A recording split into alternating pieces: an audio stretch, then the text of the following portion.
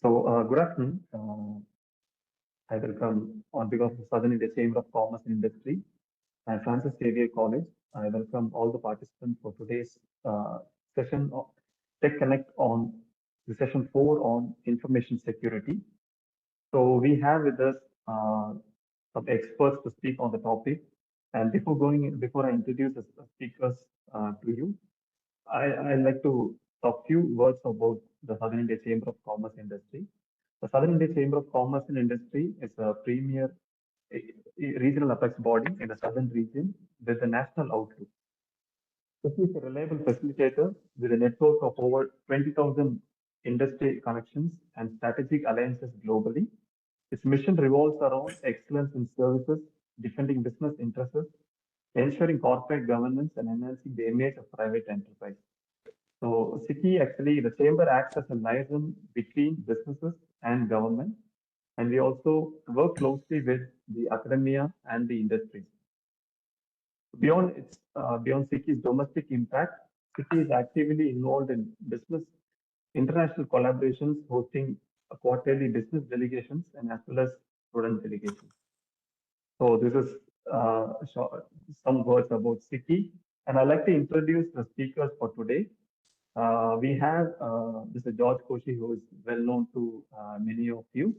Mr. George Koshi, he's the Director, Learning and Development of SICI Technologies Limited.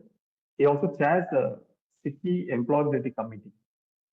So he's a specialist with more than 25 years of experience, backed by exceptional people management skill, proven innovative, experienced L&D professional with a rich background in learning processes, psychometric assessment, leadership development, coaching, and facilitation.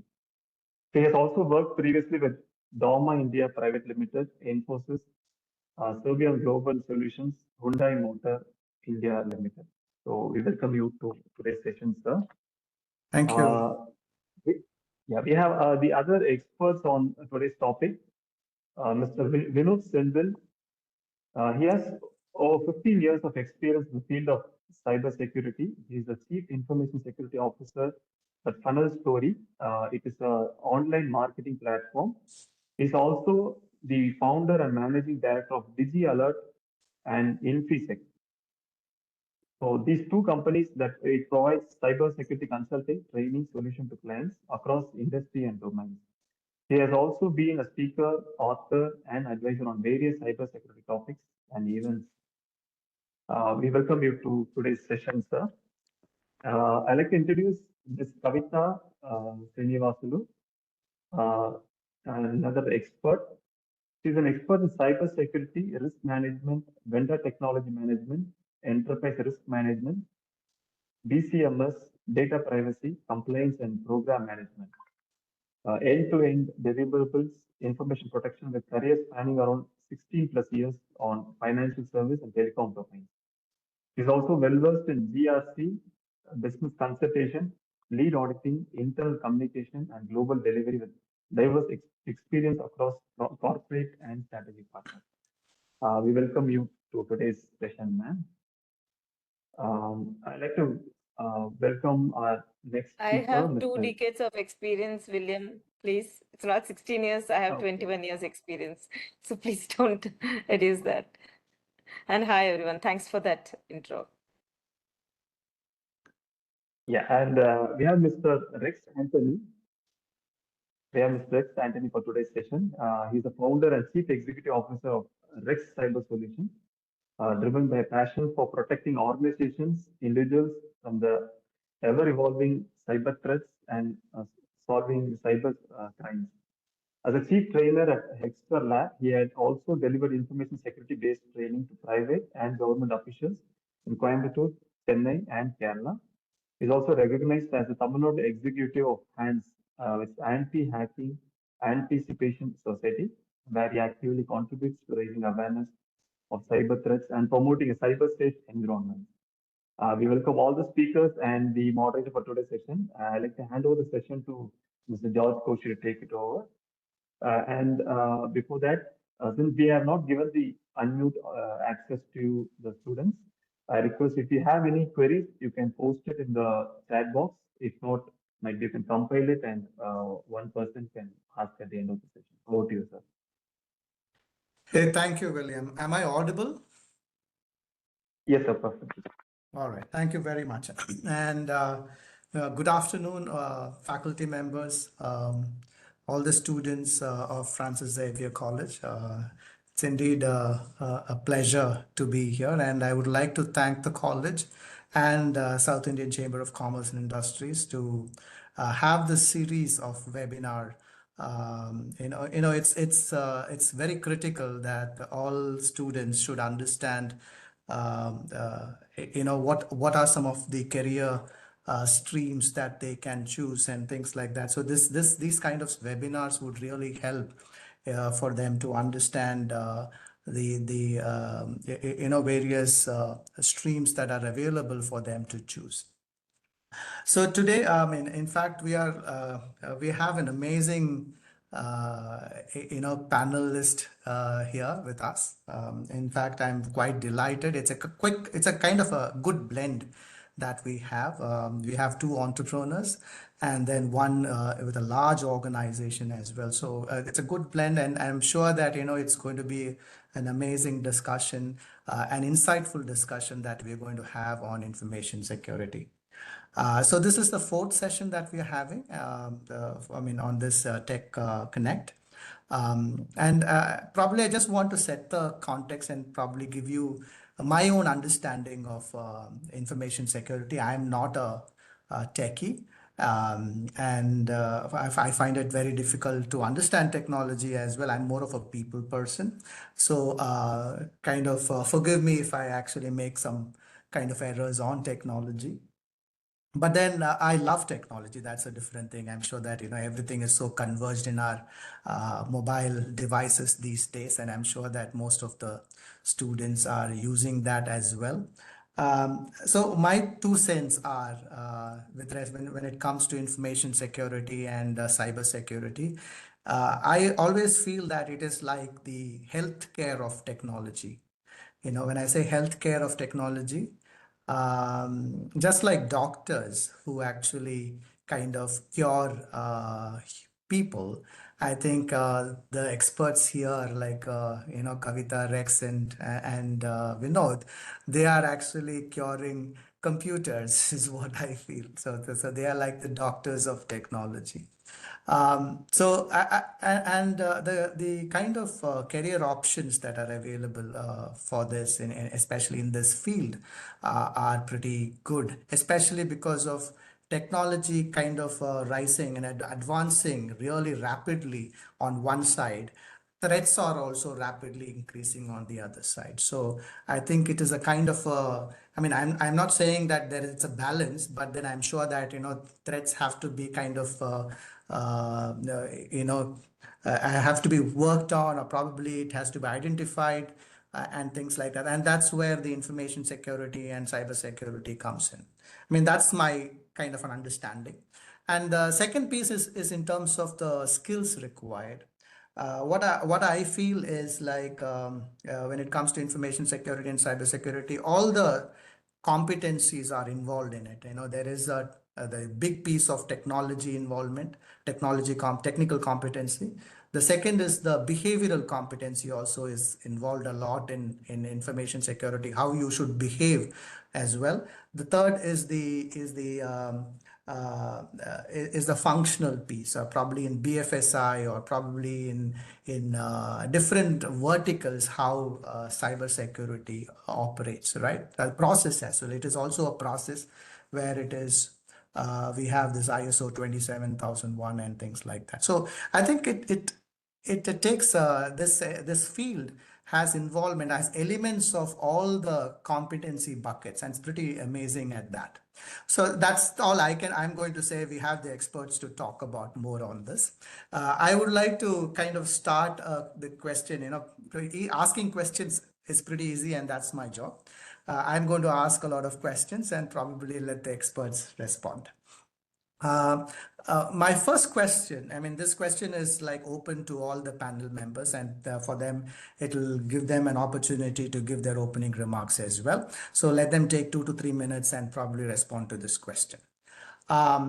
My question here is like, I mean, if the first question is, and I'm sure that students, you agree with me that nowadays everybody talks about AI, artificial intelligence, and machine learning, generative AI, and things like that.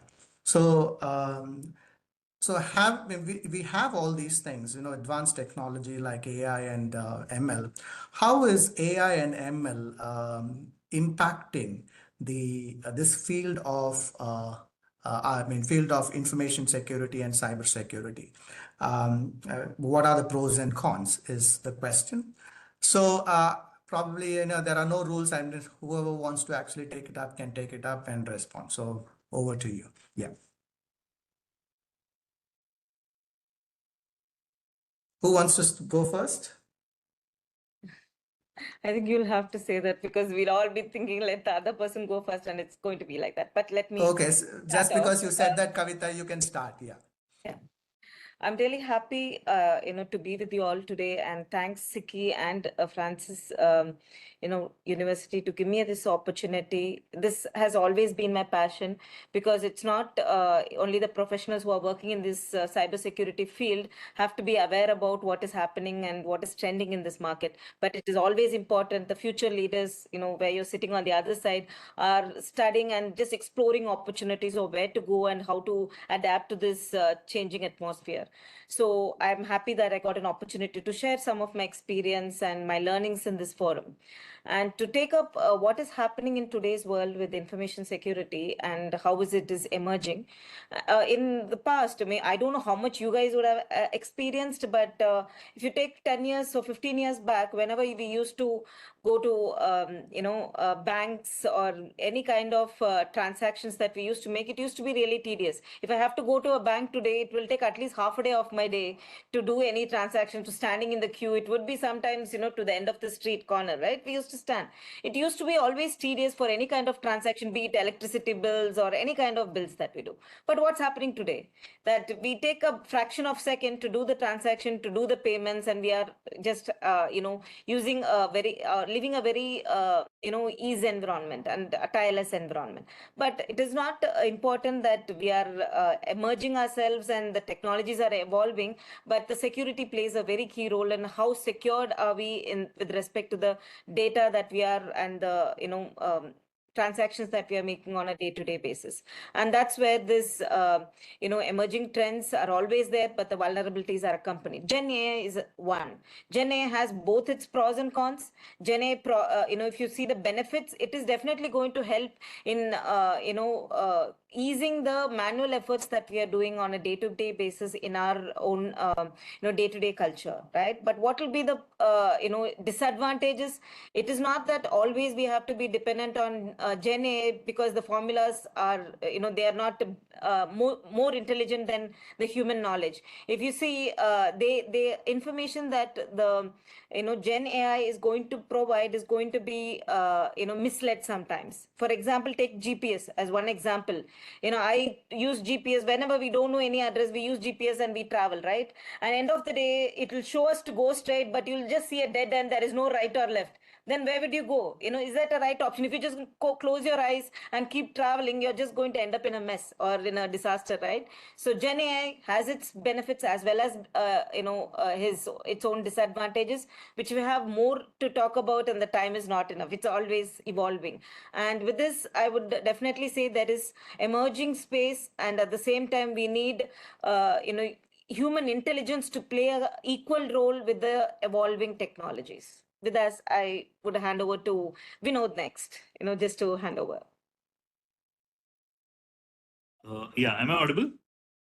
Yes. Yes, Vinod. Excellent. So thank you, Kavita. Thank you for giving a quick lead there. Before I get started, so good afternoon, everyone. I know it's really hard to be awake, especially after the lunchtime on a Friday evening. And I know. but thanks to Siki for organizing this. This event, especially, is really close to me, close to my heart, for multiple reasons. One key reason being this college is from my own native place, because I am from Tirunelveli, and I was really keen that this particular event is happening in person, right? But unfortunately, it is an online event. But still, I'm happy to be a part of it. So let me share my thoughts around AI and ML specific to cybersecurity, right? Most of the key points were already shared by Kavita. So I'm just going to be touching only on points that I think are not what she covered. So number one, there is a popular saying. They say one computer can replace 100 ordinary men, right? They say one computer can replace 100 ordinary men. And there is another saying. They say even if you want 100 computers, it can never replace one extraordinary man, right? And it is very relevant to AI and ML today. Okay, when you're talking about AI and ML, you can make the technology help you to an extent, but you really can't make it understand the pros and cons and why exactly you're saying that and so on. I would like to show a small image that I happened to get in the morning today. I was searching on the internet where I mean, I'm sure most of you are aware of ChatGPT, yes or no? Yes. Yeah. So ChatGPT is almost as popular as Google today, right? Most of us go for Google to seek an answer, but just Google gives us links where you can go and read about it. But ChatGPT gives you the answer, right? So it makes work a lot easier, and we all go to ChatGPT, right? Like ChatGPT, there's some other, in AI, there are multiple forms, right? One is chat-based AI. One is you give an input, it gives you an image based on your input. You give an input, it gives you a video based on your input. These are all AI-specific technologies, which an end user like us can understand.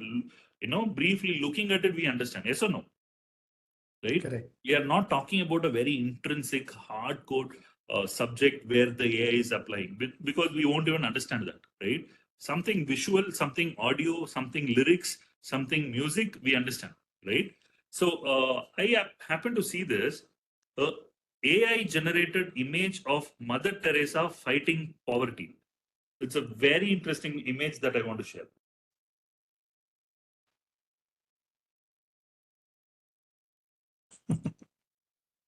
Right? So it Yeah. involves fight.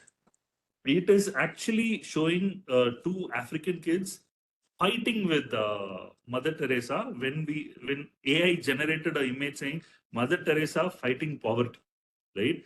So I still think there is a lot of scope for people like us, especially using technologies like AI and ML, because always remember, computers are always called as a stupid box or idiot box. I don't know if you're aware, right? They say if you give one statement, it can do it 10 times or 100 times faster, right? If you give a correct statement, it can do 100 times correct and 100 times faster. If you give a wrong statement, it will continue to do it 100 times wrong and 100 times faster, right? So it is for a reason called as an idiot box, right?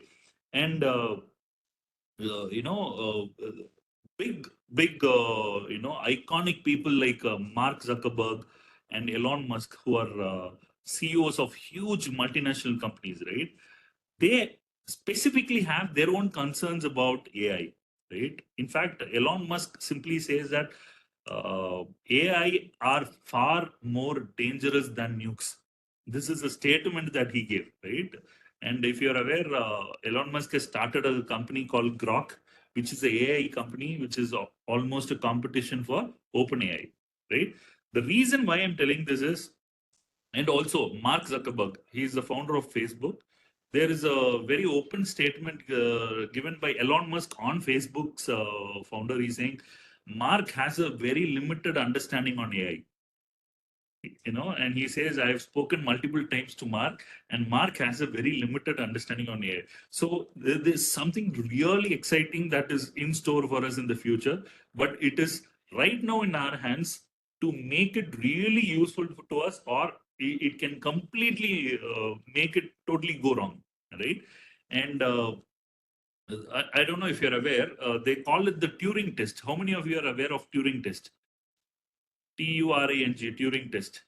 Right? Turing test is a test which can mimic a human behavior by an algorithm, right? If an algorithm can surpass a Turing test, it means that it has achieved a certain level of human intelligence, is what we usually had as a benchmark.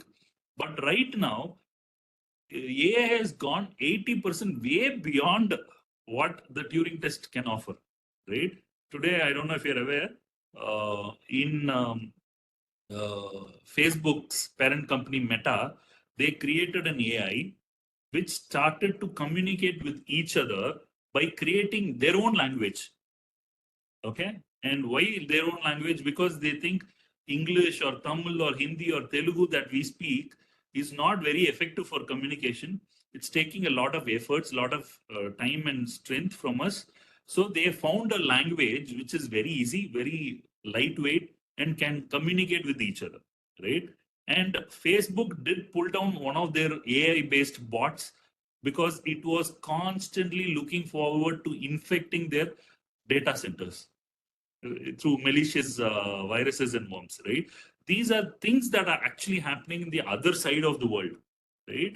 But we are sitting in one side of the world thinking that everything is just fine and safe, and they call it ignorance is a bliss, right? We don't know about something, we are happy about it, and we continue our days doing whatever we do, right? But I personally think it is really important. They say not knowing the law is no law, right? They say not knowing the law is no law, which means you can't say எனக்கு இது தெரியாது அதனால நான் தெரியாம பண்ணிட்டேன். You can't say that because it's a part of the law and you have to know that, right? So having said all that, I think AI and ML can be both. It's like a double-sided sword. Unless we tap it right, unless we continuously train it, unless we have put the guardrails around it, it can really go cranky. But it is really important to be that one person who constantly monitors it and keeps the AI in sane hands. Yeah. Thank you. All right. Thanks, Vinod. In fact, I wanted to, I don't know, I think all of us are excited about AI and ML. But then the question was more in terms of how AI and ML is impacting information security and cyber security in terms of I don't know, since we are all excited about AI and ML, we kind of spent a lot of time on what AI and ML can do. But then I'm sure that we have a lot of time and we can kind of go into that as well. So over to Rex. Thank you, Jayaj. So I should thank Siki and the Francis Xavier College on this to having me here. And the very tough thing, Jayaj, talking at the last with the most experts in the same field. So the entire table is already filled. Now I have to find out something to talk on that. It's very good.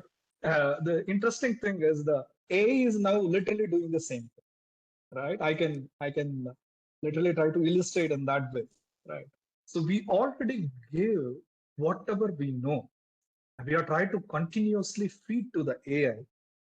So all the ML systems and the AI algorithms we have, they're constantly learning what we already feed to them, as well as what we are doing lively. Okay.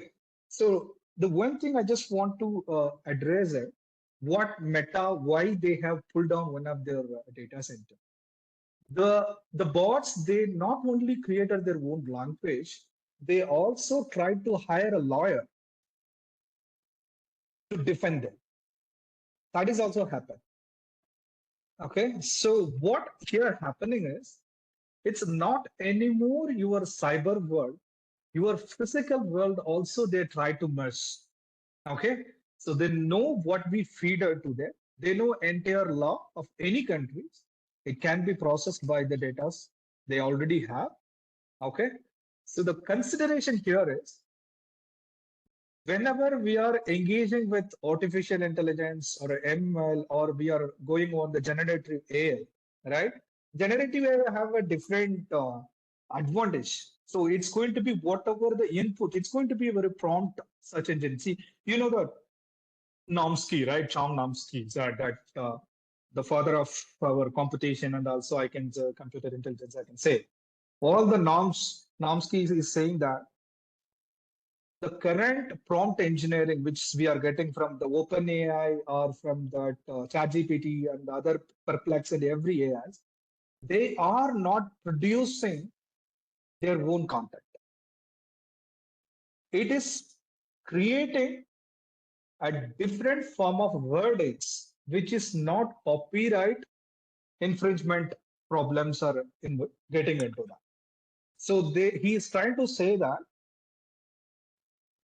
it is not that much intelligent yet, but it is producing outputs based on the inputs which we are giving and trying to match with different contexts.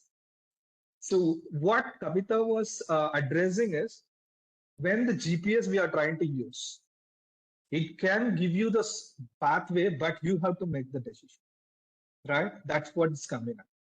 And when Vinod was addressing it, he's very clearly said it's going to be double-edged sword. Okay. So we have to, it is our time to decide how the AI is going to be, right?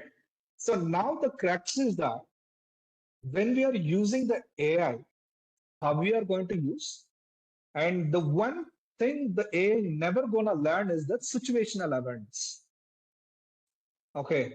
So all the skills you can say in technology, like we are talking about the information security, cyber security, even you take compliances, even legal stuffs, right? It can be replaced. It can be replaced by AI. But one thing is the situational awareness and the communication efficacy. It can't be replaced by AI. It can throw out the inputs. So what, as a students or the aspiring people we need to look at is how we can play top over it. Like we know it. So as IBM CEO rightly said, your coding is no more required. AI can code for you. You just have to tell. Your coding became a sentence. You have to tell the AI to write this. If you want a website, you have to tell, I want a website for e-commerce, which is going to be sell so and so. If you give the right prompt, it will develop a website for you. So the AI can code for you, it can design for you, it can create videos for you, it can create a script for you. The only thing is, you have to know how to tell that to do the right things. What you have to know how to communicate with the AI. Okay, the AI doesn't know how to communicate with the other person. He knows, but up to a certain extent, which is pre-programmed, it is start learning that. The one thing we need to understand is how situationally you are aware. For an example, if you take, let's take the self-driving cars. Okay, so it follows the routes. It tries to take decisions based on the signals and the parameters it's getting from the live feed. Okay, if the red signal is there, it will stop. If the right signal is there, it will go. What if both the signal lights are on? If the red is on at the same time the green is on, it will become a big mess for them. You know, it in France already happened. All the cars, which is autonomous cars, are tried to overpass one by one, and it's became a jam. They don't know how to give a way and move out of it. They don't know. It's became all or came in a single place and became a jam. This has happened, but human intelligence can do that. So we know how to handle if there is a mistake is happened. How to handle that, we know it, but the AI doesn't know. If unless you gave a feed for them on that, if you already tried in that, it can able to do it. Otherwise, it's gonna be error to you stating that I'm not prepared for that. I'm the same error what you're getting with ChatGPT now, right? I'm not as a language LLM machine. I don't have the capability to do that. That's what you're gonna get at the end of the day. Okay. The limit is we are already limited it, and they are monitoring it to avoid the problems. But the students in this area to look at, they have to look at their humanitarian skills, their communication skills, their interpersonal skill. That is very, very important. The AI never can do that. In coming days, this is what going to be. What the IBM CEO said is in next 1 year, they're going to replace 8,000 jobs with AI. It doesn't matter, there is no jobs. Okay, when in the history, if you take, IBM is the first one to brought the computers to the business world. They said it's going to be very remarkable thing, right? At the time, everybody worried the one machine is taking our job. Literally, like we were talking about that, 100 people for a comparative, right?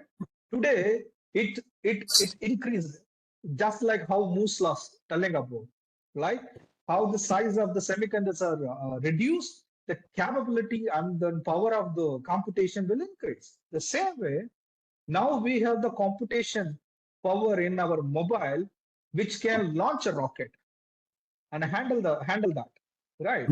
So in that capability, what we can do up top, that we need to learn and we need to skill up. So that's the way forward I'm looking at. The area of the communication is very much important. Your interpersonal skill is very much important. You have to look at.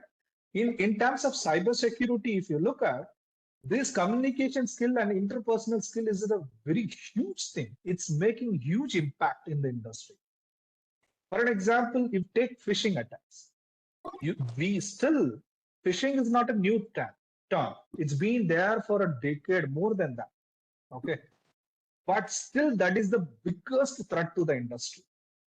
All along these ML and AI, we have a more sophisticated tools and machines to protect, but still the phishing attacks are happening. You know why? It's not the machines making mistake, it's the people making the mistake. If you are having a very good protected environment, it's hard for me to hack into you. I'm not saying it can't be hackable, it's hard. It gives me more time. I have to spend more time, more resource to penetrate into that. But if I target a human inside that organization, it is easy for me. Because deceiving a machine is tough comparatively. Deceiving a person is easier. So that is why always whatever the technology you bring in, the people who is using it is matters. That's why it's a double-edged sword. If you give a gun to a kid, what will happen? He doesn't know what it is. That's what it's going to happen. So in the AI and ML, it's absolutely needed for us. It's a very great thing if you know how to use it. That's how we have to look at it. Thanks, Rex. In fact, I'm still like, probably when we touch upon cybersecurity, you talked about social engineering, where human beings can be deceived easier than technology by itself. So that's basically the social engineering that people talk about. Well, we have the student community here. So for them to actually choose this field of cybersecurity and information security, there's a different role that they can play, right? It could be as an individual contributor from an organization, being in an organization, to becoming the chief information security officer. There are so many roles that people can play to actually get into those roles. So probably if you can let them know what are some of the skills required and what should they actually go and learn. So probably be it from their curriculum, or should they go outside the curriculum and learn something more. So if you can actually give a quick response to them in terms of what are some of the probably top 3 things that they have to learn. So I give this probably question to Vinod. Vinod, can you and probably others, if you have any if you can also pitch in, please pitch in as well. So Vinod, over to you. Yeah. No, you're on mute, Vinod. Okay, sorry. So, if you ask me the top skills that would be required for students that they can focus on with respect to cybersecurity is, let me give you a small answer here, right? So, cybersecurity as a domain itself is like an umbrella, right? It comprises of databases, operating system, networks, protocols. These are all separate technology by itself. And if you notice, each of these technologies has cybersecurity as one of the core areas of interest. For example, database security assessment. Okay. Another thing is talking about network security assessment, wireless security assessment, protocol security assessment, operating system security assessment. When you say security assessment, there is a huge domain called the penetration testing and vulnerability assessment, right? Where you actually try to penetrate into a particular bug and make a report saying that these bugs exist. You have to go do this step to fix the bug, as a Excellent. remediation advice. So, as a, if you ask me, the basic level of security that we all can understand and see is if someone penetrates into your system, trying to take away a core, valuable data, what are the methods you can stop that happening, right? This is the fundamental form of attacks and how you can prevent it. So, as I told you, network protocol, databases, wireless, etc., are major areas. And just to put a framework to it, there are popular certifications that are available in the market today, right? Which, for example, one popular one is SANS. SANS. SANS is a popular organization based out of UK, and they have multiple cybersecurity courses. And one of the courses is called the GCIA and GCIH, which is more of incident handling and incident analysis. Okay, it will help you understand how a particular attack actually happened, right? The other side or the flip side of the coin, there is other certifications like LPT, License Penetration Tester, or CH, the old popular certification, it's the Certified Ethical Hacker, or the Certified Hacker and Forensics Investigator. These are different certification, which gives you the other perspective of how attackers operate. Okay, and especially this domain is a domain where you can only prevent or fix a bug if you know how that attack is committed, how that crime is committed. Only when you know that, you will be one step ahead of the curve to fix it, right? So you need to understand both offensive and defensive side of the technology to understand how attacks happen and to see how it can be prevented. So put it in short, CH is one certification, Certified Ethical Hacker. GCIA, which is Intrusion Analyst certification. LPT, which is Licensed Penetration Tester. And CHFI, which is Certified Hacker and Forensics Investigator. Oh, that was a very useful information. Thank you so much for that. In terms of providing all the certification and all the skill sets. And you rightly said, that every form of technology, be it database or data center or whatever it is that you talked about, networks, everything has its own security systems and things like that. And so probably it's a vast field that you can kind of try out as well. Excellent. So Rex and Kavita, do you want to pitch in do you have anything to add to what Vinod had said? Yeah, so to addressing it, what the certifications, yeah, it's really necessary. So that helps you to prove or showcase your skills that you already had efficacy to work in that domain. Okay. So the one thing is certification is not only determined. Also, don't stop yourself with the certifications. Also, try to participate in hackathons, okay, and try to participate in bug bounties. So this will the career in if you take the career in that wise, you can be a penetration tester, you can be a information security analyst, right? And even you can become there is in other domains apart from the in the cybersecurity area in that in the compliance part. And like for an example, ISC Square is another area where you can learn about CISA right? Which is a information security analyst, chief information security analyst. So, and also there is a CISO is there, CISM is there. So these certificates will give you a different career path in information security audit and management side. And also if you take that in Cisco, there will be CISSP is there. So it will give you more of a competence in terms of the network security and also the protocol level of security and taking you into that area. Every organizations and certifications have their own core competence. So the one thing what we need to know is, do I need that certificate? First, if I'm trying to be okay, I want to be step into in the area of information security. So what I need to look at, okay, whether I have to take the penetration tester or LPT or SAN certifications, or I have to go for a CISA or a CISSP. These are high level certifications we are talking about. There are a level, very beginner level of certification also there. I think the student has to go and look at first. So that's very important. Why? Because once you start look at, you feel the essence of it. You know it. Okay, I have to go for the information security, or I have to go for the audit, or I have to go for the management. Where I have to go, that you will decide. The roles will always fall in place, right? That's one thing you have to look at. Whether my certifications and my skill set and my passion will fall in place. I have to look at it in that way. And also don't forget whether that has a market or not only on the cybersecurity I'm talking about. You take either it's a development part, you have a blockchain, you have blockchain development, you have other areas. Everywhere you take anything which is on the internet, security is part of it.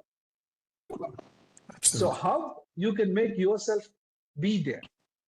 In which area, whether I want to go on the operating system level, whether I want to go on the internet application level, whether I want to go on the databases level, where I want to play a role.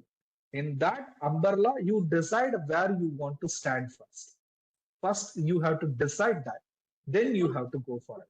Otherwise, what will happen? You go and you look at things, you start doing some things, and it will give you a little pain in that, then you will jump for other. And then you will jump for other. That is what happened. Instead of that, you spend some time, explore those areas, and then go for the certificate. Excellent. Thanks, Dexter. Also, I like that what you said. It is don't stop with certification. I think you have to get into application also, properly joining hackathons and things like that.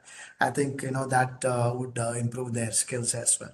Kavita, probably I'm sure that Rex and Vinod had covered most of it. Do you want to add anything quickly? Once you do that, probably I have a question for you.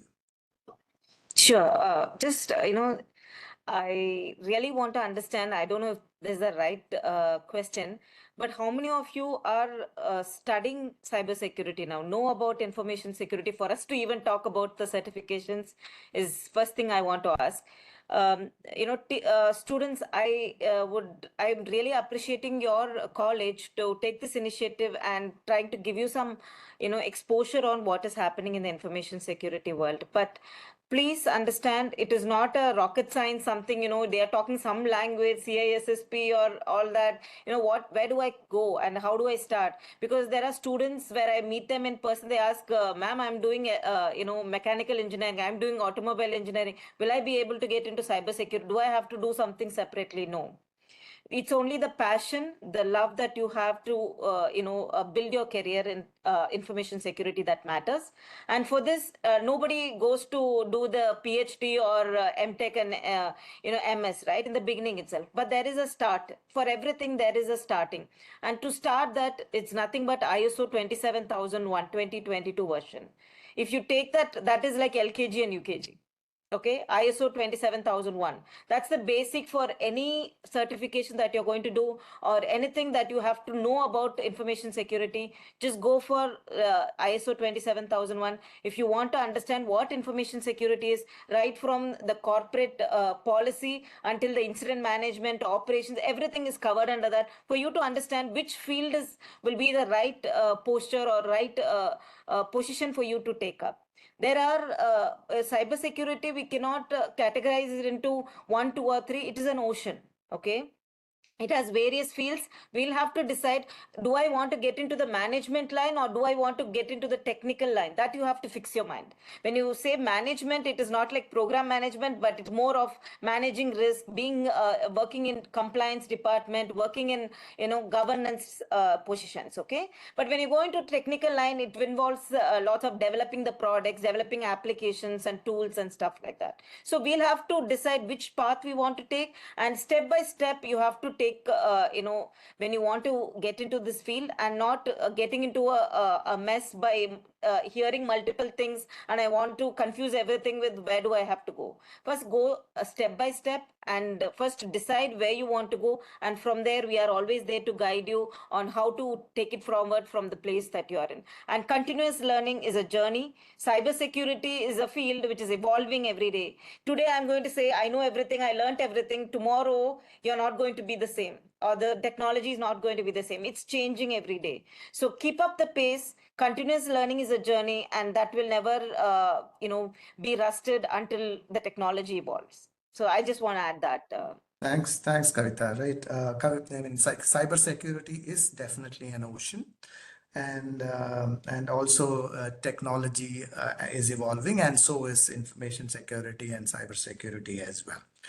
Thanks for saying that. Just wanted to, since Kavita, I mean, currently you are working in a large organization, I mean TCS, right? So, and I'm sure that you're dealing with very, very large clients as well in the BFSI space, right? So, and the BFSI, banking and financial services, is something that that is very critical, and especially when it comes to cybersecurity and security, I mean information security as well. It's very, very critical in the banking. I'm not saying that it is not critical in others, but it deals with finances, right? So what are some of the current trends, and challenges in this field of cybersecurity, especially when you're dealing with large clients, like in the banking and finance in the sector? So what is your take on that? What are some of the possibly students should be aware of? Yeah. First and foremost, students should be aware of one, current statistics. Why you all are gathered here today, and what will help you in listening to us is the first thing that you have to know. First, as the technology is evolving, as all of us are talking about, the cybersecurity is the future, where that is going to be a central function, where all the organizations, all the sectors who are getting involved in, developing a lot of products and a lot of applications need someone to protect that as well, right? For protecting, we need people. And according to today's statistic, by 2025, there is going to be a deficiency in resources, or there would going to be shortage of resources for supporting the organization with the emerging technologies and to protect the applications. So for that, we need people. We need potential resources who would be in a position to come and protect not only the organization, but our society, our city, as well as the globe. So we are encouraging students first to really understand the importance in cybersecurity and try learning and evolve and explore the opportunities in that, and it's never going to end. Okay, by 2030, the investment of our peer leaders of the industries are going to reach $3 trillion. It's not million or billion, it's going to reach $3 trillion on the security investments. If they are investing, there is definitely vulnerabilities, and the predators that we call the hackers, they are also evolving in ensuring that investment is benefiting them as well, right? When they are preying, the victims are always victimized. So to protect those victims, we are there to support and to protect the environment. And that's why we are all talking to you today, for you to understand how much important is your future and how important your support would be to the society. Okay. And now coming back to talking about in BFSI, there are lots of areas where there are emerging challenges, as BFSI is always a central player where it has humongous data of customers in managing on a day-to-day basis. So I would just like to take two places where the challenges are emerging with or without the knowledge of the industries today. That first thing is on the cloud. All of you would have heard about cloud, right? Cloud technology is growing and cloud computing and etc. etc. So when we're talking about cloud, it is really beneficial based on its scalability, availability, and how much it helped us, especially during the COVID, right? During the COVID, even you students haven't gone to this college, or we haven't gone to the offices as well, but still our functions or our deliverables haven't stopped using cloud, because we were able to connect to the network remotely wherever we worked from. It's really beneficial. But how many of us know that the deliverables are going on as planned, and the bank transactions are going on, but how many of us know that they are getting affected equally by the predators, because all of us are pushed to work in an open environment during COVID.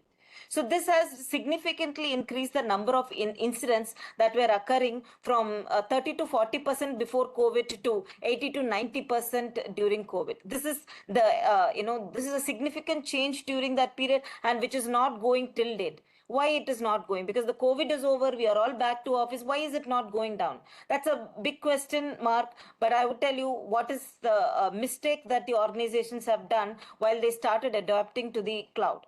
What happened is, it is not wrong that we have to evolve and we have to adapt to the new technologies, but they fail to understand the security plays a very key area when we are migrating ourselves to a new technology. What they did, they wanted a ready-made result. I'll take at your level an example. Whenever we go to Play Store in our mobile phones, we need a game or we need an application. What do?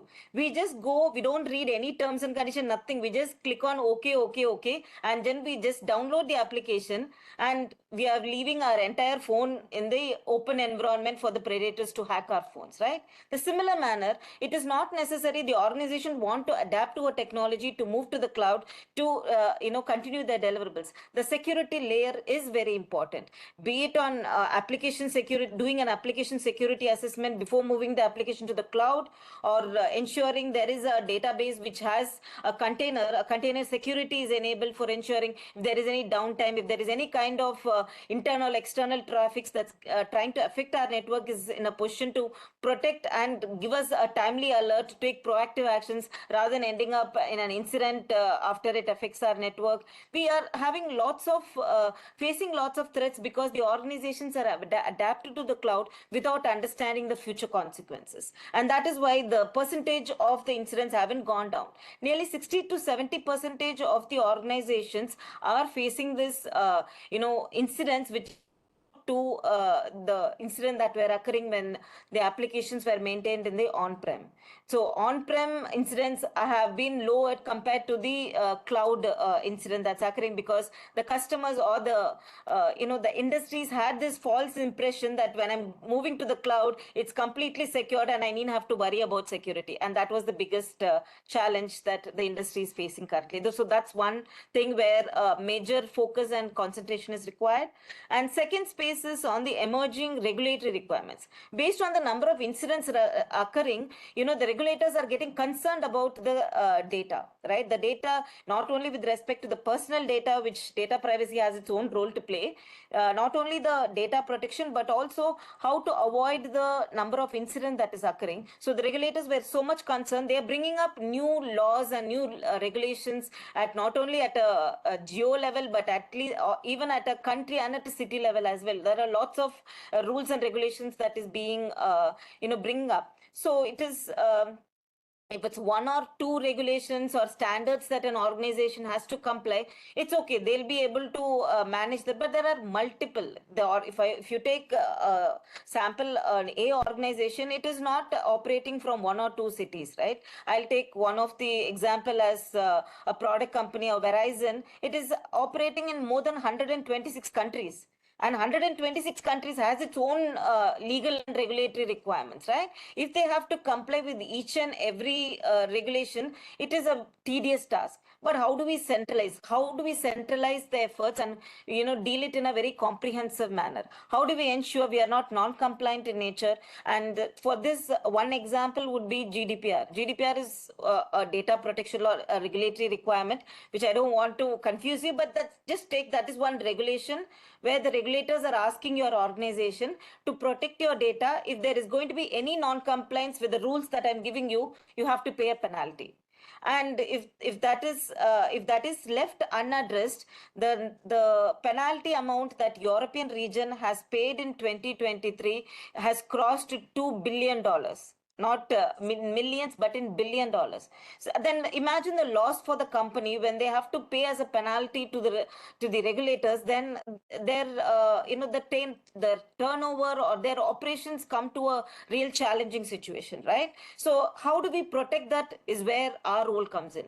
We as security professionals to take up that responsibility in ensuring it's not only the technology grows in the company, but these security parameters, these regulatory requirements, all that comes under security team, where professionals like security in security have to take up that responsibility and support the organizations. With that, I don't want to confuse more, but if there are any questions you can raise, or we can take it up at the end, George. Thanks, Kavita. That was quite a very elaborate answer, I mean, response to that question. In fact, I'm sure that I see an opportunity here for the students, because you said that there would be a dearth of skill sets very soon by 2025, or you said that. And Yes. also you mentioned that the incidents are increasing, right? And Yes. it is not coming down. And so that's a big opportunity is what I see. Like, so for instance, students can go into this field and probably they would see an opportunity. Amazing. That is pretty good. So let's get into some of the threats, in terms of what are some of the, say, I'm sure that organizations and individuals have been impacted by cyber attacks. Like, I'm sure about that, and I'm sure that each one of you will have more than, kind of umpteen examples on this.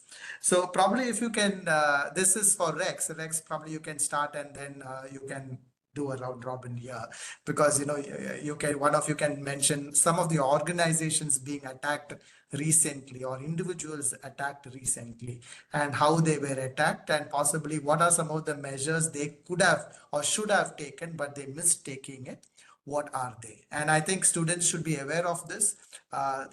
Some of the recent cyber attacks that happened in organizations and individuals. So over to you, Rex, and probably we can go ahead. Yeah, sure, great. I think it's a very interesting area because that's my day-to-day life.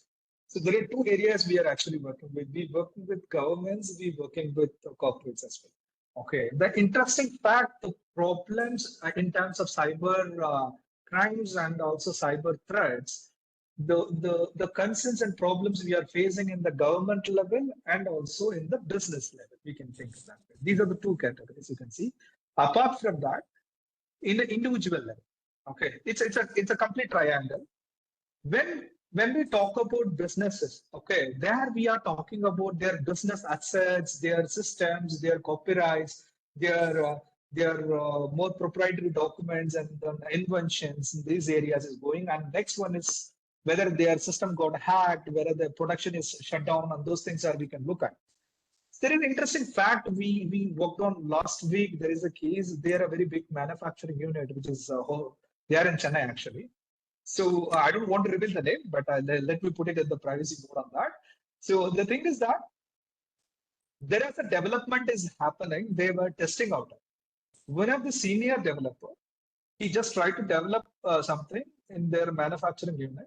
They are writing a code. They're trying to get the feedback. But the mistake is happened is, I hope most of the students are using GitLab and GitHub. How many of you using? If you are using, just put a thumbs up. So because we are letting you for a silent for a long time. We don't know whether you are there or sleeping. So if you know about GitHub, just put a thumbs up. The chat box. I think students can access the chat box. Right, great. We are better. Nice. So thing is, there is in the repositories, there is a lot of options are there, right? Whether we are doing it as a private mode or a public mode, how we are putting it. It's a big enterprise. They have a lot of policies enabled. They have a lot of protocols to be followed. They are developing it and they're testing it. They're rolling out. Okay. What happened is the developer has done everything is as per the there is something called SOP, standing operation procedures. Okay, for every activity. In colleges nowadays we don't have much of SOPs, but maybe I have to ask to my my mentor or my principal or my class teacher, then I have to go to the next principal. That hierarchy is there, right? The same way in organization, if you look at, there are hierarchies for the activities. As you are a new joinee, or you are a developer, or you are a manager, everybody have a different level of approval mechanisms, and they have to ask for it and execute certain actions and permissions on it. So in the GitHub repository, they did everything and they are trying to test it out. But the mistake they have done is, instead of they're making it private, they made it public. Okay. He just tested it and then he moved out, and then they brought down the repository. But you would believe within 1 hour, their global security operations center got a alert, their data has been breached. The moment he made it public, it's accessible in the open world. Okay, what happened is, the moment he tried to test with that data block, the communication he made, there are credentials, login credential has been moved out.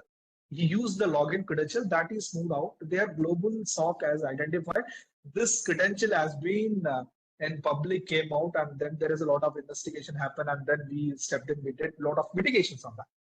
What I'm trying to say is, the moment you are stepping into in cyber security part or information security area, you have to be very much aware on each and every activity you are doing. A small mistake can do any big data leaks or anything can happen. This is when I'm just giving a very small idea on the attacks, how the human negligence can cause. Okay, this is when. When it comes to the government part, okay, the problem they are dealing is something different. When it comes to company size, the problem is between their employees. For example, they have 100 employees, 1,000 employees, 1 lakh employees, or 2 lakh employees. It stick to that. That's it. Okay. If the company itself has a problem, then he has to go to the government. Okay, that's the next step. When the government has to look at each and everyone, you and me itself, okay, and also these companies. So the government will have facing the problems like in the common threats, like your banking, your bank, whether you lose your money, is there any your data are getting leaked in some of the companies. For example, you are signed in an e-commerce website where they had a data breach. How those data are utilized to scam people. You won't believe there is a company called Plus Size. Okay. So there are, not in India, they are in a different country. What happened is their data has been breached out. This company is doing products only for the plus size. Okay, they are XXL plus. Okay, for those only particular people, they are creating products. Their data has been breached. The government next, after a week, if I'm not wrong, the government released a notice. Not only the company already made a notification to their customers. Also, the government made a notification. Because of this data breach, there will be a more targeted scam will happen to the plus size people. You may ask how that could happen. Okay, for an example, I'm at the plus size. For an example, I have 120 kg or 100 kg. Okay, I'm using triple XL size of t-shirt, which means what it indicates. It's just a common thing, right? So he's the first thing is he could be obese.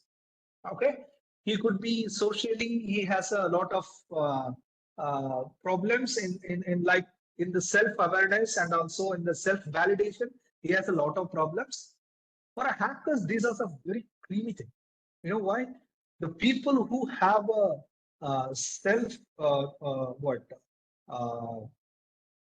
not that much confident enough, okay, who's already facing a lot of problems in their own, on their size, on their look, on other activities, they have a confident problem. It is easy for them to make mistakes. For an example, I'm a double plus size. The hacker already know me, and he get to know that which social media I'm in. Because when the data breach happens, their email ID is lost, their connected mobile numbers is lost, and their social media also leaked. So for a hacker, it's a very great thing to know. I already have a person who have a problem. and second, his social media is I know, so that I can study him easily, what things he likes, what are the things he is following. So based on that, it is easy to predict. For example, let's say generative AI. If I type the prompt like, "Hey ChatGPT, just tell me that the person so and so likes this," for an example, Taylor Swift music, Ariana Grande, and Harris Jarrett, and now he is in so and so ice creams. He's doing the so and so shoppings in these intervals. Now tell me what he likes. It will give you a quick minute. It will give you a list of what is happening. So with that use of it, the hackers are using these generative AIs to learn more about these kind of peoples. I mean, their targets and or victims. They are studying more, and they are targeting and attacking them very precisely. That is the problem now we are facing. So the attackers have a more power to learn about you and know about you and what kind of decisions you make. So now the governments are facing that's the problem. And you and me are falling in prey to that, right? So today we are into a video webinar, right? So do you know I am the one, is the Rex Anthony who is sitting and talking? Today we have a certain level of authenticity. But in next 2 years, I'm sure we will have a authenticity verification mechanism will happen for it. Why? Because the AI now able to give a different aspect of virtual representation. Not our avatar, but your live representation. It can able to do the presentation on behalf of me for me with my own skeleton and my own face. It can do. So how do you say that I am the one who is sitting there? It's just a webinar. Think about your video calls. If somebody calling you and saying, "I am the judge," okay, I don't believe you, boss. I don't know who is calling there. Okay, switch on your camera, let's say. And I'm showing the judge face is still there. And I will tend to believe that, right? Because the voice can be easily synthesized by the AI. Your face can be synthesized. It's very easily and very authentic. And now tell me, how do you believe that? That's the problem we are moving ahead. And we are seeing it. And governments are now trying to take steps in that every day. In the cyber crimes are drastically changing. The way of approach is changing. The attackers are really scaring in every way. You know, already you are seeing that the parent level of scams are happening. Like the older people are trying to ask for help. These things are happening. So this is the one Right. level of scams. Yeah, We're I running think short of time. I think right. we should, yeah. So I mean, in Yeah. fact, I mean, I totally agree with you. Like the cyber crimes are increasing, and also very soon, possibly, I would be talking to an avatar, the AI avatar of myself, very soon. Yeah. So I'm sure that each one of you will get that opportunity. I don't know whether it is a good thing to happen or a bad thing to happen. Let's hear from Vinod, and probably very few companies that you know of that has been attacked recently, and what they could have done to prevent. Very quickly, Yeah. Vinod. So, George, more than me talking about a specific company, I will share a very interesting news that became very prevalent recently.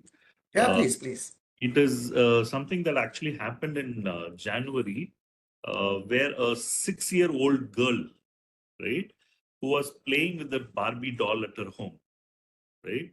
She was, happily playing with the Barbie doll, and she named the doll Alexa. Okay, and she was talking to the doll, saying that, "Hey Alexa, please get me a doll house." Right, a doll house, a house for the doll. So Amazon ordered it, is it? Yeah. So this what happened is this $170 doll house got automatically ordered, and it came to her home the next day because of voice, purchases.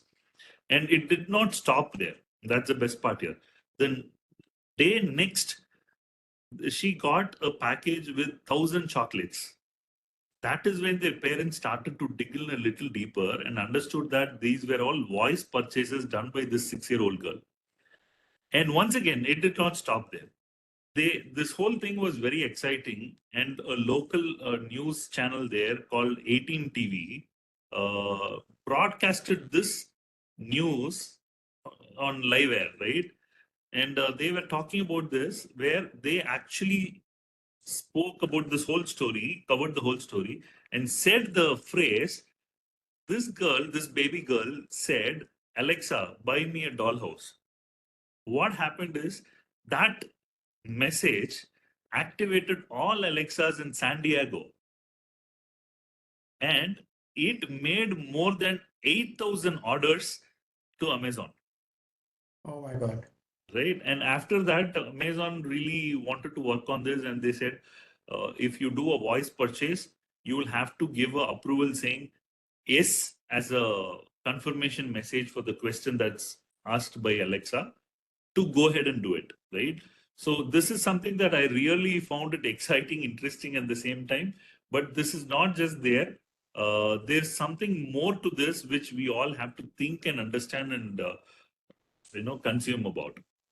Oh, it's a kind of a cringy feeling sometimes now. And I don't know probably who's hearing us, even though we're talking about inside a cab in kind of a cabin and nobody's hearing us, but then I'm sure definitely somebody's hearing you, So, right? And we Can I have in say the days of something here, George? yes, Kavita, go ahead, Kavita. I think this would be very interesting for the students specifically. Tell me how many of you don't know Rashmika? Ah, yeah, Rashmika How many Man. of, and please, you can even show thumbs up if you don't know. If you know, just be silent. If you don't know, please put a thumbs up that you don't know. Come on, Vinod. Okay. So I think you would have recently heard about her morphing, right? It became a big issue. Even if it happens for common people, it wouldn't have come into news, right? Much, but her picture has been morphed, and it became a big, talk of the town. And that's the risk that we are, living around. It's not only for her, but for all of us. Being a student, be aware. If you're going to get any kind of threats or any kind of messages, any kind of calls, please do not take action unless and until you take a proper, you do a proper homework before doing any action. One example is my, close relative who got a call from her own daughter that that somebody has kidnapped her and she's talking. It's her own face, and she's talking that they have kidnapped me, and if I'm not going to send them the money now, they're going to kill me. That's the video message. When they were like really threatened and they were afraid of the live call, there is another call coming in the mom's phone, and the mom picks up, and it's the very own daughter. She's on the way to the airport, and she's talking to the mother, stating, "I'm on the way to the airport. Why is dad not picking up the call? His call has been busy, so that's why I called you." Fortunately, that's when they knew that it's using the emerging technology AI. They morphed her image and made the video call such realistic as her own daughter is talking of the kidnap threat that she's undergoing. But since her daughter called, the father getting the message from behind, he said, "Okay, I understand. Give me some time. I'll be transferring the amount shortly." And he just raised the case. And that's how it came for investigation when we had to hear about it. Like this, things can happen. So please don't be alarmed if you're going to get any calls or any messages that is going to be really risky for you. Please be patient and take actions after doing a complete analysis. This is a message I would like to give all the students. All right. In fact, there was a question on the chat window. Now it's not. I think So Ashok Kumar has Jack, deleted that. before getting to that, I just want to put one more thing. Yeah, So please, because please. as a students, you would be very much covering on the jobs, right? So because don't forget that when things are popping up in your WhatsApp or in your social medias and Instagram, most of the time we are spending there, right? So when you are getting a job offers from there, when work from home or something like that, don't be fall for that. Whether it could be a YouTube like job or any command or a blog writing or anything, don't be fall for this. If you want the job, go and apply in every company's job portal or apply through their mail IDs given in there. Go to the internship. That's the best way you can do. Don't fall for the these kind of SMS and WhatsApp messages are coming to you and or in the other social media messages. Just be aware into that. Okay. I think Josh, over to you that you were saying. Yeah. Thanks, Rex. In fact, there's a question from Ashok Kumar. He says that he develops web application, and he protects his data through encryption and decryption as well. But there are hackers using AI and ML to crack his encryption. So his question is, how would I prevent his web data from hackers who use AI and ML? Who would want to take Okay. this question? So yeah, I think we all can understand, but let me take the lead here. So whether you use AI or ML or anything, data security is default. Okay. So when you are developing it, you are encrypting it. What kind of encryption you are going? We need a lot more information to look at. We are happy to have a different conversation on that with him. But to be more generic, that if you are developing application, what kind of database you are going to use and what kind of encryptions you are going to use, whether it's going to be SHA-256 or MD15. MD15 is no more valid, it's easily breakable. So you have to go for SHA-256. If you're going SHA-256, what you're going to do, you're just going to apply that. Are you adding any salt into that? So something like that. There are best practices to be followed. If you go to, there is something called OWASP, OWASP. Every web developers or everybody who is trying to get into the development should go to that site and see that the best practices for the database security, best practices for the application development, whether it's a mobile application or web application, you should go through that. If you go through that, these things can be easily addressed. Whether the hackers are using AI or ML, that doesn't matter unless you are going through the best practices and following the best production mechanisms for your development side itself. And then once you're done, don't stop it there.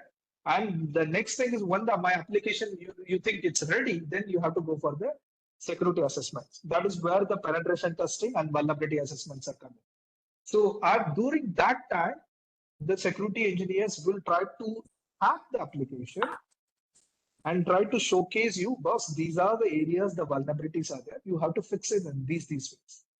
So that is how things goes. So to coming back to your question, to develop and to make sure your data security of your application, the encryption parts, please follow the best practices which is given there in the OSA website. That is globally standardized. So you can use that. That's a good thing. Because to go more deep into exact answers, we need more information. What is the database they are using?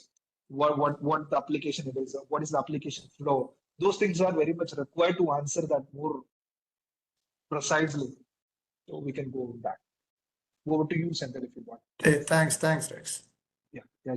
Anybody else would want to actually add to that? Not really, George. I think Rex covered it All very right. All right. Okay. So just one last question. I think we are kind of running short of time. I think just one more question to go. This is more in terms of opportunities, whether be it an entrepreneur or probably getting into an organization, choosing this field of cybersecurity and information security. So what are some of the roles, or probably be it in the organization or be an entrepreneur for a student to actually kind of make money? How quickly can you make money out of this field? Is there a way that they can, while studying, they can actually do something about this, or even after their college? Is there anything that they can do? What are some of the roles that are available in the organizations? From being getting into a project, I'm sure there would be security, information security and cyber security there as well. So what's your advice and suggestions to the student community? Yeah. So maybe I can take this question up briefly. Yes, George. I think I would be able to answer this because I've actually walked that path, done that, and got excellent. Right. So when I was joining my college, I was quite excited to see if there any possible way I can get projects outside. That was not just for making some money, but also was having the kick of helping solve a case where someone was not able to. right? It was not about cyber crime cases or anything. I just wanted to solve some kind of a technology problem clients had. And it happened to be that most of the time it was related to cybersecurity because I was attracting that. And eventually, what I understood is identifying projects around me was not really that easy, right? And it required me to go talk to my uncle, aunt, asking them to give reference, this and that, but never worked. So what eventually happened is I happened to find a website called freelancer.com, right? Freelancer.com. And similar to that, there is another site called upwork.com, another site called guru.com. These are all popular sites, right? There's another popular site called elance.com. It's like freelancer, it's like elance.com. So these are websites where you can go create an account, right? KYC, verify yourself. Even it's okay that you're not a employee working somewhere or you're just a college student, doesn't matter at all. All you have to do is you have to verify who you are. You have to prove your identity to that application and then create an account. Once you create an account, it's a complete free platform where you can keep looking for projects that are being posted by people who want to get something done, right? So we get registered as a freelancer who is looking forward to solving such problem they have, right? So say, for example, there is a person who has posted a problem. You can suggest saying that I can help you solve this. My charges would be $10 for solving this, for example, right? And you can see there are 100 of such people who are posting saying, I'll solve it for $5, I'll solve it for $100 and so on. So you will have to do it for the cheapest possible price in the initial days. Keep doing it until you start getting reviews against your profile name, right? So for your information, when I was doing my college second year, I understood there was a website called freelancer.com. And by the final year, second semester, which is the 8th semester, I was able to complete 350 plus projects on Freelancer.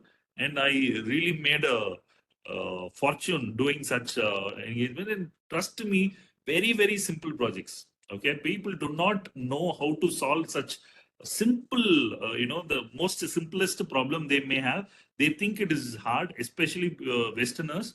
They do not know how to proceed forward. So they really look for some support from outside, right? And that is where we should capitalize, especially saying that we have the advantage of they paying in dollars, right? We receiving it in rupees. There's a huge advantage there. So it's really important we capitalize on that, right? And I think every single person who's there in this call should be able to do at least 10 projects in 2-3 months, and that is quite doable and very easy to do it. Trust me on that. And this is not just a passive income. It eventually can become your mainstream of income as well. And there's some point in time where I was able to make close to around 8 to 12 lakhs a month through Freelancer alone.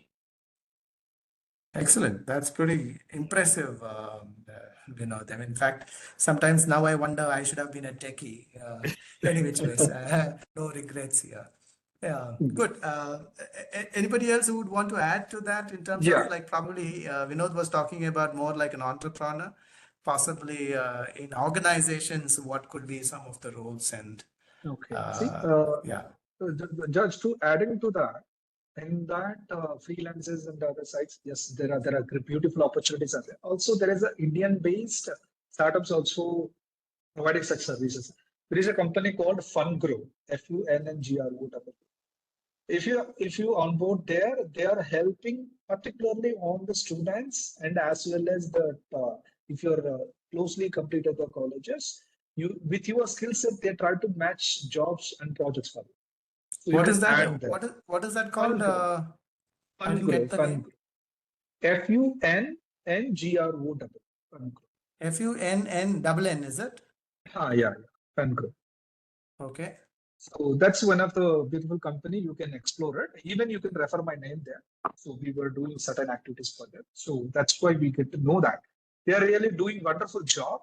The people are getting paid, which I'm personally seeing that. So that's why I'm watching for that. So students can try there itself. They are making a lot of jobs opportunities for the students, projects as well. So Excellent. this is one areas where you can do explore as a freelancer, and also you can start your entrepreneur journey there to testing out how the actual transaction works. You can see that, you can face that. Apart from that, if you want to get into jobs, you should be active in LinkedIn. LinkedIn is one of the very good place for the students to know about what the working people are actually talking about, what they are doing. Go there and create a profile and try to connect as much as the people which domain you want to explore, connect with them, understand them. You can easily get a job there. Just like that, you can get a job. That's one. And also you can apply for internships. So I can suggest one thing while you are taking internship, whether you are getting paid, yes, there are paid internships are there, which is non-paid internships are there. You take anything, but decide one thing, which company you are taking and whom you are going to work with. These two things are very, very important in your career, because if you choose the right person who is going to lead you in that company, for an example, look at the startups, look at their founders. If you be an intern in there, you will have an opportunity to interact with the founders. So that will give you a phenomenal eye-opening to the actual market. Because if you stepped internship in any MNCs, you won't get such opportunities. You don't get, because you're going to work in a small engine part in that company. You won't get opportunity to talk to the top professionals or leaders in that company. But in startups, you have that opportunity. You can look at that. That will change your entire perspective on the job career, as well as what you look at, and your perspective will completely change once you step into that area. That's the thing I can share here. So I absolutely agree with you, Rex, on that. In fact, I left a large organization like MRF and joined a startup. And I can certainly say that I have learned more in a startup than a large organization. Absolutely true. So I'm possibly interning. Interning anywhere there, and you said that right in terms of the people and what you would want to do as an intern as well. Excellent. Yeah, Kavita, probably your last thoughts, and then we will close. I think we are Yeah, we're but kind the of last getting thing, closer to that. Yeah. based on whatever you heard and whatever you want to explore, please make sure you should not take as it is given. You have to do little homework before you go and explore, not only in FundGrow or Upwork or Freela, anything, because there is two sides for a coin. One side is you'll be benefiting from what you're exploring, the opportunities, making money and all that. The other side, if there are any hackers who are going to misuse your identity and make you do something which is not the right thing, and you're going to make you a hacker, and you will be in the soup at the end of the day, and they are going to be safe. But so please make sure, think from the security standpoint, think from your identity standpoint. Ensure wherever you're going to work, you're going to share your identity, that place is completely identified and verified before you accept the opportunities. Okay, I just want to say that. And please dream higher and chase the dream, and never settle for whatever you get, but keep learning and keep achieving. That's my thought here. Excellent. That was my statement at the end. Kavita, thanks for saying that, because I'm from the learning and development. So keep learning and have fun. It's fun learning as well. So excellent. And I think it was an amazing discussion and quite insightful too. Got to learn a lot of stuff as well. And that is something which I like also in these panel discussions, that you continue to learn a lot. And it was thank you all. Thanks to all the panel members, Kavita, Vinod, and Rex. Thank you very much. And I would like to thank Siki and the students, the faculty members, everybody. Thanks all. And I hope it was a great learning experience for you. The only thing that probably I would ask you to do is knowledge is just not enough. I think knowledge is the lowest level of thinking. I think it is important for us to kind of apply, synthesize, do a lot of innovation and stuff like that. So keep thinking, and I'm sure that you would be doing great things. No doubts on that. Thanks a lot. Thank you very much. Thanks, everyone. Bye. Bye bye. Thank you, everyone. Just a moment. I think over to William. William would actually close it, I believe. William, are you there?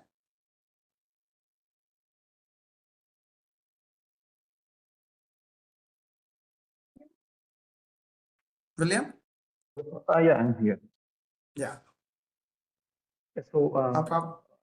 yeah, just want to find out if this Angel ma'am, does she have any question to ask? Her? If not, I think she can say a few words. She wanted to do the closing remark.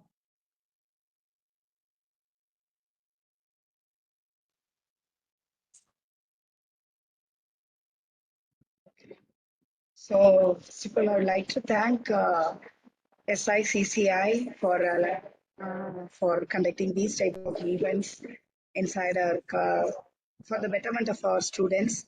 And it was a great insight, more information we obtained. And thank you, moderator sir, and thank you all the experts. And wholeheartedly we thank. Hope it will be very useful for our student. There are so many takeaways with regard to cybercrime and freelancing and everything. We got a very good insight. And thank you so much. Thanks.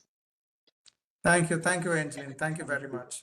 Thank Ma'am, you. so on behalf of Vicky and Southern India Chamber of Commerce and Industry, I'd like to thank Mr. George Koshi and the three experts for given their insights for today's program.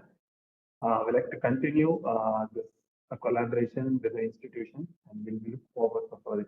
Thank you so much. Thank you. Thank you. Bye. Thank you. Thank you, so everyone. much. Thank you, sir.